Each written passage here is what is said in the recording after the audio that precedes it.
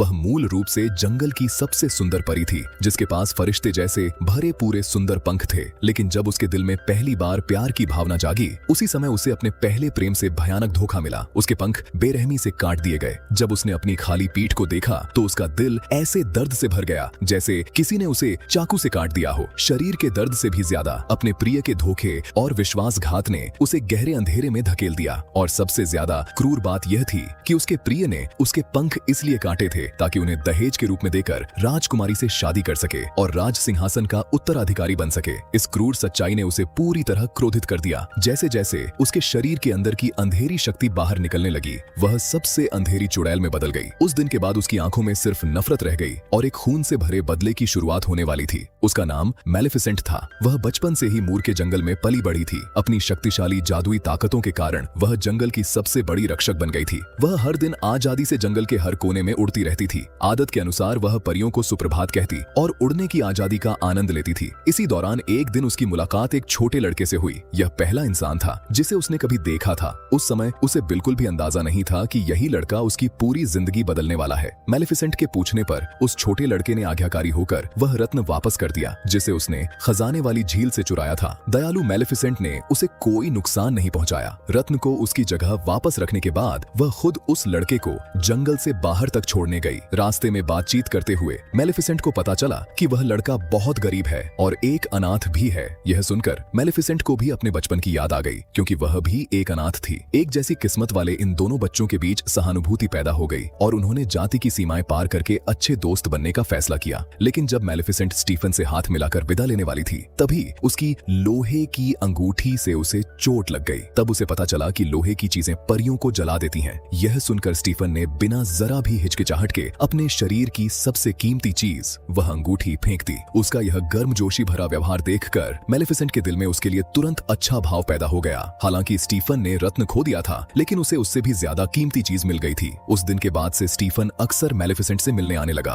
वे दोनों खुशी खुशी हंसते, खेलते और मजाक करते। सब कुछ किसी परिकथा की तरह सुंदर लग रहा था। समय के साथ उनकी दोस्ती धीरे धीरे एक अलग भावना में बदलने लगी। मैलेफिसेंट के 16वें जन्मदिन पर स्टीफन ने उसे एक खास उपहार दिया और उससे कहा कि यही सच्चे प्यार का चुंबन है। समय तेजी से बीतता गया और मैलेफिसेंट जल्द ही जंगल की सबसे सुंदर और शानदार परी बन गई। वह बादलों के ऊपर उड़ती और विशाल आकाश को गर्व से देखती थी। अपनी शक्तिशाली जादुई ताकतों के कारण उसे मूर के जंगल की रक्षा की जिम्मेदारी दी गई। लेकिन जो स्टीफन हमेशा उसके साथ रहता था, वही अब नाम और दौलत के पीछे भागने लगा था और बहुत समय से उससे मिलने भी नहीं आया था। वह अनगिनत अकेली रातों से गुजरी। उसे समझ नहीं आता था कि स्टीफन बिना कुछ कहे क्यों चला गया, और वह यह भी नहीं समझ पाती थी कि इंसानों की लालच और इच्छाएं कितनी भयानक हो सकती हैं। लेकिन बहुत जल्दी उसे इसका कारण समझ में आ गया, क्योंकि राजा लंबे समय से जंगल के अंदर छिपे खजानों पर नजर लगाए हुए था। इसलिए उसने सीधे जंगल पर हमला करने के लिए अपनी सेना भेज दी। मूर के जंगल की रक्षक होने के नाते मैलेफिसेंट बिल्कुल भी नहीं डरी, लेकिन जिसके पास हजारों सैनिकों की विशाल सेना थी, उस राजा ने सामने खड़ी मैलेफिसेंट को बिल्कुल भी गंभीरता से नहीं लिया। उसने उसका मजाक उड़ाते हुए कहा कि वह अपनी छोटी सी ताकत से इतनी बड़ी सेना को रोकने की कोशिश कर रही है। लेकिन अगले ही पल सब कुछ बदल गया। मैलेफिसेंट ने तुरंत भयानक वृक्ष दानवों को बुला लिया। मूर के जंगल की सेना भी पूरी तरह से हथियारों के साथ वहां पहुंच गई। जंगल की बेलें विशाल अजगरों में बदल गईं। उनकी एक भयानक गर्जना से ही सैनिक डर के मारे पीछे हटने लगे। मैलेफिसेंट की एक नजर के साथ ही इंसानों और परियों के बीच युद्ध शुरू हो गया। मांस और खून से बने इंसानी सैनिकों के लिए उन असीम शक्तिशाली राक्षसी जीवों का सामना करना ऐसा था जैसे अंडे से पत्थर तोड़ने की कोशिश करना। कुछ ही समय में इंसानी सेना को भारी नुकसान उठाना पड़ा। तभी मैलेफिसेंट अचानक आकाश से नीचे झपटी। उसके इस तेज हमले से राजा सीधे अपने घोड़े से नीचे गिर पड़ा। मैलेफिसेंट ने अपनी ताकत से साबित कर दिया कि असली जंगल का राजा कौन है। अपने नेता के बिना इंसानी सेना जल्दी ही डरकर पीछे हटने लगी और भागने लगी। गंभीर रूप से घायल बूढ़ा राजा अब ज्यादा समय तक जीवित नहीं रह सकता था, लेकिन उसके दिल में मैलेफिसेंट के लिए गहरी नफरत भरी हुई थी। इसलिए मरने से पहले उसने एक आदेश जारी किया। उसने कहा कि अगर कोई व्यक्ति मैलेफिसेंट को मारकर उसका बदला ले लेता है तो वह अपनी बेटी राजकुमारी की शादी उसी से कर देगा और उसे पूरे राज्य का नया राजा बना देगा। उस समय वहां स्टीफन भी मौजूद था। वही स्टीफन जिसने पहले नाम और दौलत के पीछे भागते हुए मैलेफिसेंट को छोड़ दिया था। राजा के इस लालच भरे वादे को सुनकर स्टीफन के मन में लालच जाग उठा। उसने बहुत देर तक सोचा और फिर उसी रात मूर के जंगल की ओर चला गया। जंगल पहुंचकर उसने आदत के अनुसार मैलेफिसेंट का नाम पुकारा और सच में मैलेफिसेंट फिर से उसके सामने आ गई। अपने उस पुराने प्रेमी को देखकर जिससे वह कभी गहरा प्यार करती थी, मैलेफिसेंट का दिल फिर से पिघल गया। उसने बिना किसी नाराजगी के उसे माफ कर दिया कि वह बिना बताए क्यों चला गया था। दोनों एक दूसरे के सहारे बैठ गए और पुराने दिनों की बातें करने लगे। उनके बीच की सारी दूरियां जैसे खत्म हो गईं। सब कुछ ऐसा लग रहा था जैसे समय फिर से पीछे लौट आया हो। मेलेफिसेंट ने एक घूंट तेज शराब पी। धीरे धीरे वह स्टीफन की बाहों में सो गई, लेकिन उसे बिल्कुल भी नहीं पता था कि उस शराब में स्टीफन पहले ही बेहोशी की दवा मिला चुका था। जब स्टीफन को यकीन हो गया कि मेलेफिसेंट पूरी तरह बेहोश हो चुकी है, तब उसने बेहद बेरहमी से उसके पंख काट दिए। इसके बाद वह बहुत खुश होकर महल की ओर वापस चला गया ताकि उसे इनाम मिल सके। अपने प्रिय के इस भयानक विश्वासघात ने मेलेफिसेंट को पूरी तरह अंधेरे में धकेल दिया। जो कभी जंगल की सबसे बड़ी रक्षक थी, उसी ने अपने हाथों से हरे भरे मूर के जंगल को एक डरावनी और अंधेरी जगह में बदल दिया। नफरत से भरी मेलेफिसेंट अब सिर्फ एक सही मौके का इंतजार कर रही थी ताकि वह अपना बदला ले सके। इसी बीच एक दिन महल से खुशखबरी आई कि राजा और रानी के घर एक राजकुमारी का जन्म हुआ है। राजा बहुत खुश हुआ और पूरे राज्य में जश्न मनाने का आदेश दिया। पुरानी परंपरा के अनुसार 3 शुभ परियां भी उस राजकुमारी को आशीर्वाद देने के लिए आईं। पहली परी ने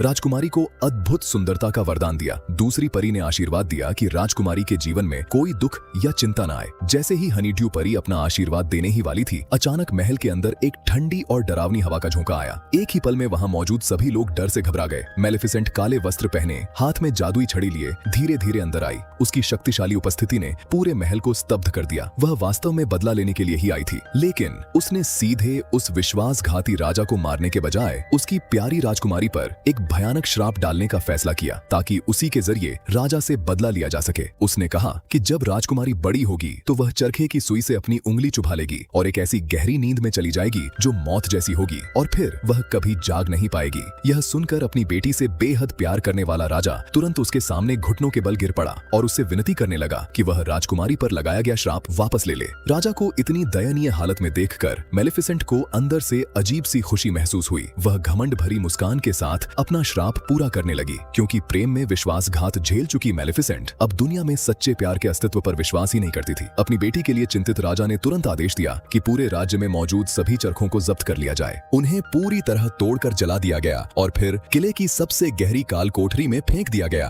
लेकिन एहतियात के तौर पर राजा ने अपनी बेटी राजकुमारी को 3 दयालु परियों के हवाले कर दिया। उन्हें आदेश दिया गया कि वे राजकुमारी को लोगों से दूर किसी गहरे पहाड़ों के बीच छिपा कर रखें और जब राजकुमारी अपना 16वां जन्मदिन पार कर ले तब उसे सुरक्षित वापस राज्य में ले आए। इसी समय राजा ने मेलेफिसेंट को पकड़ने का आदेश भी जारी कर दिया ताकि वह दोबारा राजकुमारी को नुकसान न पहुंचा सके। दूसरी ओर मेलेफिसेंट ने मूर के जंगल के चारों ओर ऊंची ऊंची कांटेदार दीवारें खड़ी कर दी। उसने इंसानों को उस जंगल में कदम रखने से पूरी तरह रोक दिया और वह खुद भी पूरे दिन अपने दिए हुए श्राप के कारण पैदा हुई पीड़ा और दर्द में डूबी रहती थी। तीनों परियां राजकुमारी को जंगल के अंदर एक बहुत ही छिपी हुई छोटी सी झोपड़ी में ले आईं। उन्होंने अपना रूप बदलकर सामान्य इंसानों की तरह रहने का नाटक किया, लेकिन उन्हें यह बिल्कुल भी पता नहीं था कि मेलेफिसेंट के जासूस कोए ने पहले ही इस जगह को देख लिया था। इसीलिए मेलेफिसेंट को भी बहुत जल्दी इस जगह के बारे में पता चल गया। लेकिन जब वह उस छोटी राजकुमारी के सामने आई तो राजकुमारी उसे देखकर बिल्कुल भी नहीं डरी। इसके बजाय वह मुस्कुरा दी। यह देखकर मेलेफिसेंट को थोड़ी हैरानी हुई। उस दिन के बाद से वह छिपकर उस छोटी राजकुमारी को देखने लगी। लेकिन जिन 3 परियों को राजकुमारी की देखभाल करनी थी, उन्हें बच्चों को पालने का बिल्कुल भी अनुभव नहीं था। जब छोटी राजकुमारी भूख से जोर जोर से रोने लगी तो उन्होंने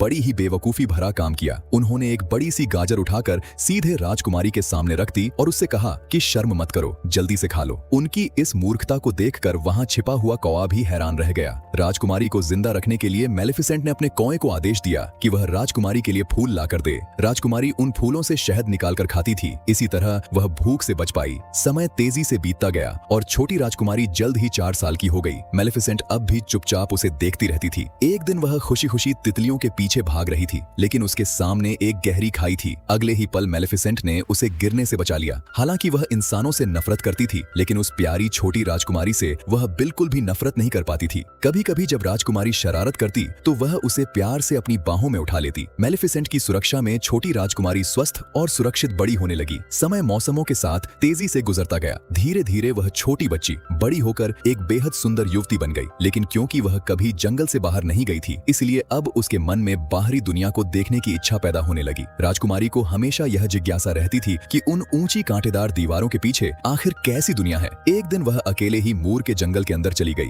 उसके सामने फैली हुई जादुई और अद्भुत दुनिया को देखकर उसकी आंखें हैरानी से भर गईं। वहां की हर चीज इतनी अनोखी और सुंदर थी कि वह पूरी तरह उस जगह को खोजने की खुशी में डूब गई। इसी समय मैलेफिसेंट धीरे धीरे उसके सामने आ गई, लेकिन राजकुमारी न तो उससे डरी और न ही पीछे हटी। इसके बजाय उसने उसे सीधे परी गॉड मदर कहकर पुकारा। असल में राजकुमारी को पहले से ही पता था कि मैलेफिसेंट हमेशा से चुपचाप उसकी रक्षा करती रही है। ये सुनकर मैलेफिसेंट भी हैरान रह गई। राजकुमारी की मासूमियत और सच्चे दिल को देखकर उसका दिल भी पिघल गया। उसकी आंखों में पहली बार थोड़ी नरमी दिखाई दी। वह उसके साथ हंसने और खेलने भी लगी, लेकिन बहुत जल्दी ही उसे चिंता होने लगी, क्योंकि ऑरोरा का 16वां जन्मदिन बहुत पास आ चुका था। मैलेफिसेंट ने कई बार कोशिश की कि वह अपने लगाए हुए श्राप को वापस ले सके, लेकिन उसने चाहे जितनी भी जादुई ताकत लगा ली, फिर भी वह श्राप हट नहीं सका। यह बात उसे अंदर से तोड़ने लगी। उसे अपने ही फैसले पर पछतावा होने लगा। जब भी वह खुशमिजाज राजकुमारी को देखती, उसके मन में अपराध बोध और भी बढ़ जाता। इसलिए उसने राजकुमारी को यह भी कह दिया कि वह चाहे तो उसके साथ आकर रह सकती है। लेकिन इसी दौरान एक ऐसी घटना हुई जो किसी परिकथा जैसी लग रही थी। राजकुमारी की मुलाकात रास्ते से गुजर रहे एक राजकुमार से हो गई। दोनों एक दूसरे को देखते ही एक दूसरे को पसंद करने लगे। उन्होंने अगली बार मिलने का वादा भी कर लिया। यह सब मैलेफिसेंट दूर से देख रही थी। उसका कौवा बहुत उत्साहित हो गया और तुरंत इंसान का रूप लेकर उसके पास आया। उसे लगा कि अब वह सच्चे प्यार वाला चुंबन मिल गया है जो श्राप को तोड़ सकता है। लेकिन मैलेफिसेंट अब भी सच्चे प्यार पर विश्वास नहीं करती थी। फिर वह दिन आ गया जब राजकुमारी का 16वां जन्मदिन था। उधर तीनों परियां जो ज्यादा समझदार नहीं थीं, उन्होंने गलती से राजकुमारी को श्राप के बारे में बता दिया। राजकुमारी यह सुनकर बिल्कुल टूट गई। उसे विश्वास ही नहीं हुआ कि जिस परी गॉड मदर को वह सबसे ज्यादा प्यार करती है, वही उसके ऊपर इतना भयानक श्राप लगा सकती है। राजकुमारी तुरंत मैलेफिसेंट के पास पहुंची और उससे सच्चाई पूछने लगी। जब मैलेफिसेंट ने खुद अपने मुंह से यह बात स्वीकार कर ली, तो राजकुमारी पूरी तरह टूट गई। वह गुस्से में जंगल से बाहर निकल गई और घोड़े पर बैठकर सीधे महल की ओर लौट गई। लेकिन जब वह इतने सालों बाद अपने पिता राजा से मिली, तो उसे प्यार भरा गले लगाना नहीं मिला। इसके बजाय राजा ने आदेश दिया कि उसे एक कमरे में बंद कर दिया जाए, क्योंकि उस समय राजा का पूरा ध्यान मैलेफिसेंट को पकड़ने की योजना बनाने में लगा हुआ था। उसे अपनी बेटी से मिलने की भी फुर्सत नहीं थी। उसी जन्मदिन की रात श्राप के असर में राजकुमारी खुद ही उस काल कोठरी की ओर चली गई जहां चरखा रखा हुआ था। उसने धीरे धीरे अपना हाथ आगे बढ़ाया। जैसे ही उसकी उंगली चरखे की सुई से चुभी, वह तुरंत गहरी नींद में गिर पड़ी। यह नींद बिल्कुल मौत जैसी थी। उधर मैलेफिसेंट तेजी से राजकुमार को ढूंढ कर ले आई। वह कई खतरनाक पहरे पार करके उसे राजकुमारी के पास ले आई। राजकुमार ने राजकुमारी को सच्चे प्यार से चूमा, लेकिन श्राप फिर भी नहीं टूटा। ऐसा लगा जैसे सच्चे प्यार वाला चुंबन सच में मौजूद ही नहीं है। यह देखकर मैलेफिसेंट दुखी होकर राजकुमारी के पास बैठ गई। सोती हुई ऑरोरा को देखकर उसका दिल दर्द से भर गया। उसने राजकुमारी से वादा किया कि वह किसी भी तरह इस श्राप को खत्म करने का रास्ता ढूंढेगी। फिर उसने प्यार से राजकुमारी के माथे को चूमा और दुखी मन से वहां से जाने लगी। लेकिन तभी अचानक पीछे से एक जानी पहचानी आवाज आई। राजकुमारी जाग चुकी थी। असल में सच्चा प्यार सिर्फ लड़का लड़की के बीच ही नहीं होता, माँ और बेटी के बीच का प्यार भी उतना ही सच्चा होता है। मैलेफिसेंट का प्यार ही उस श्राप को तोड़ने के लिए काफी था। कुछ देर बाद दोनों वापस जंगल जाने की तैयारी करने लगे, लेकिन उन्हें नहीं पता था कि राजा ने पहले ही एक जाल बिछा रखा है। एक लोहे का जाल अचानक मैलेफिसेंट को कसकर पकड़ लेता है। लोहे को छूने से उसे जलन होती थी, इसलिए वह दर्द से चिल्लाने लगी। तभी सैनिकों ने उस पर हमला कर दिया, लेकिन उसी समय मैलेफिसेंट ने जादू किया और अपने कौए को एक विशाल ड्रैगन में बदल दिया। ड्रैगन की आग की लपटों ने सैनिकों को पीछे हटने पर मजबूर कर दिया। मैलेफिसेंट भी किसी तरह उस जाल से बाहर निकल आई, लेकिन राजा के आदेश के साथ ही सैनिक फिर से पागलों की तरह हमला करने लगे। उन्होंने जंजीरों से उस ड्रैगन को भी काबू में कर लिया। अब मैलेफिसेंट अकेली पड़ चुकी थी। सैनिकों ने उसे चारों तरफ से घेर लिया। धोखेबाज राजा ने उसे जोर से जमीन पर गिरा दिया। अपने पुराने प्यार को देखकर भी उसकी आंखों में जरा सी भी दया नहीं थी। वह उसे बुरी तरह यातना देने लगा। जैसे ही वह उसे मारने ही वाला था, तभी अचानक मैलेफिसेंट को उसके पंख वापस मिल गए। असल में राजकुमारी ने उस कमरे को ढूंढ लिया था जहां उसके पंख बंद करके रखे गए थे और उन्हें आजाद कर दिया था। पंख वापस मिलते ही मैलेफिसेंट की ताकत कई गुना बढ़ गई। वह आसमान में ऊंचा उड़ गई और ड्रैगन को भी आजाद कर दिया। अब उसे कोई रोक नहीं सकता था। लेकिन राजा फिर भी हार मानने को तैयार नहीं था। उसने जंजीर से मैलेफिसेंट को पकड़ लिया और उसे खत्म करने की कोशिश करने लगा। गुस्से में मैलेफिसेंट उसे पकड़कर महल की खिड़की से बाहर उड़ गई। वह चाहती तो उसी समय उसे मार सकती थी, लेकिन अपने पुराने प्यार को देखकर उसका दिल फिर से नरम पड़ गया। उसने फैसला किया कि वह उसकी जान बख्श देगी और वहां से चली जाएगी। लेकिन राजा अब पूरी तरह पागल हो चुका था। उसने अचानक मैलेफिसेंट को धक्का देकर नीचे गिराने की कोशिश की ताकि दोनों साथ मर जाएं। आखिरी समय पर मैलेफिसेंट खुद को छुड़ाने में कामयाब हो गई। राजा अपनी ही पागलपन भरी हरकतों की वजह से नीचे गिरकर मर गया। उसके बाद मैलेफिसेंट ने अपने दिल से नफरत को हमेशा के लिए निकाल दिया। उसने कांटों की दीवारें हटा दी और मूर के जंगल को फिर से पहले जैसा सुंदर बना दिया। फिर उसने दयालु राजकुमारी को बुलाया और खुद अपने हाथों से उसके सिर पर ताज पहनाया। इस तरह इंसानों का राज्य और परियों का राज्य एक हो गया। औरोरा के नेतृत्व में मूर का जंगल एक नई शुरुआत करने वाला था और उस महत्वपूर्ण पल में राजकुमार भी फिर से उसके पास आ गया, जबकि परी गॉडमदर हमेशा अपनी सबसे प्यारी छोटी बच्ची की रक्षा करती रहेगी। और इसी के साथ यह जादुई कहानी खत्म हो जाती है। ऐसे ही मजेदार वीडियो देखने के लिए हमारे इस चैनल को सब्सक्राइब जरूर कर लें।